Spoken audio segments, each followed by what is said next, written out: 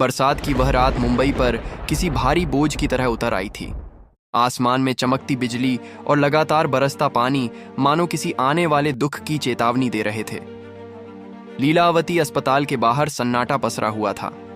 सड़कें भीगी थीं, पर दिलों में उससे कहीं ज्यादा नमी थी। 2 दिन पहले धर्मेंद्र जी को अचानक तबीयत खराब होने पर अस्पताल लाया गया था। डॉक्टरों ने कहा था कि हालत नाजुक है, मगर संभाली जा सकती है। परिवार पूरी उम्मीद के साथ उनके पास था, लेकिन तभी मीडिया ने अपने मन से एक खतरनाक खेल शुरू कर दिया। आईसीयू में डॉक्टर उपचार कर रहे थे और बाहर किसी ने एक झूठी खबर उड़ा दी। धर्मेंद्र जी का निधन हो गया। कुछ ही मिनटों में सोशल मीडिया पर हर जगह अफरा तफरी मच गई। न्यूज चैनलों ने बिना किसी पुष्टि के उनकी फोटो लगाकर ब्रेकिंग न्यूज शुरू कर दी। चीखते हुए एंकर, रोती हुई आवाजें और स्क्रीन पर लाल पट्टियां, पर सब झूठ। अंदर धर्मेंद्र जी जिंदा थे, सांसें चल रही थीं, एक एक पल जीवन से संघर्ष कर रहे थे। जब सनी देओल को किसी मित्र ने वह झूठी खबर भेजी तो उसका धैर्य टूट गया। उसने मोबाइल इतना कसकर पकड़ा कि उंगलियां सफेद पड़ गईं। वह तेज कदमों से आईसीयू की तरफ दौड़ा। अंदर जाकर उसने पिता का हाथ थाम लिया और आंखें भर आईं।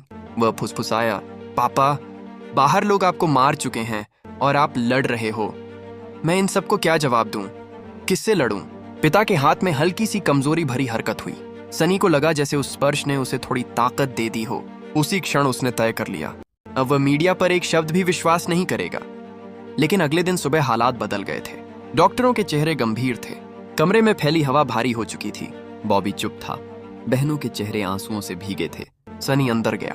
कुछ देर बाद बाहर निकला। उसकी आंखें लाल थीं, चेहरा टूट चुका था।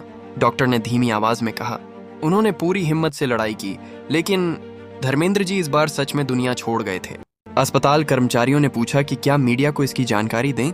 सनी ने दृढ़ आवाज में कहा, किसी को कुछ मत बताना। 2 दिन पहले इन लोगों ने झूठ फैलाया था। अब ये हमारे सच के मालिक नहीं बनेंगे।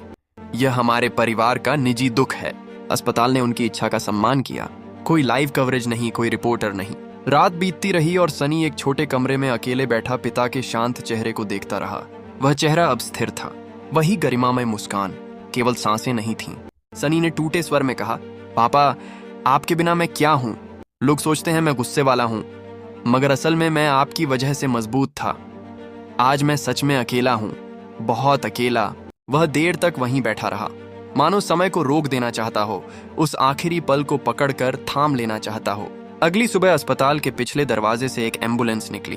कोई शोर नहीं, कोई कैमरा नहीं, कोई दौड़ता हुआ पत्रकार नहीं। सनी चाहता था कि पिता के अंतिम सफर में कोई हलचल न हो, सिर्फ शांति हो, सम्मान हो। जब अंतिम संस्कार पूरा हुआ, सनी ने एक छोटा सा संदेश जारी किया। उसकी आवाज टूटी हुई थी लेकिन दृढ़ थी। 2 दिन पहले मीडिया ने पापा की झूठी मृत्यु की खबर फैलाई थी, जिसने हमारे परिवार को अंदर तक तोड़ दिया। इसलिए हमने असली खबर साझा नहीं की। मेरी केवल यही गुजारिश है, पापा की आत्मा की शांति के लिए प्रार्थना करें और इस दुख का सम्मान करें। वह एक महान कलाकार थे और हमेशा रहेंगे। पूरा देश एक क्षण को शांत हो गया। कोई चिल्लाती हुई हेडलाइन नहीं, कोई बहस नहीं, सिर्फ खामोशी, सिर्फ श्रद्धांजलि। रात फिर उतर आई। सनी अपने घर की छत पर बैठा आसमान की ओर देख रहा था। हल्की हवा उसके चेहरे को छू रही थी। उसने धीमे स्वर में कहा, पापा, जहां भी हो मुझे संभाल लेना। मैं मजबूत दिखता हूं, मगर अंदर से टूट चुका हूं। चांद बादलों के बीच से झांकने लगा, जैसे कोई सांत्वना दे रहा हो। सनी की आंखों से एक आंसू गिरा, लेकिन उसके होंठों पर हल्की सी मुस्कान आ गई, क्योंकि पिता का प्यार कभी खत्म नहीं होता। वह हर सांस, हर धड़कन और हर याद में हमेशा जिंदा रहता है।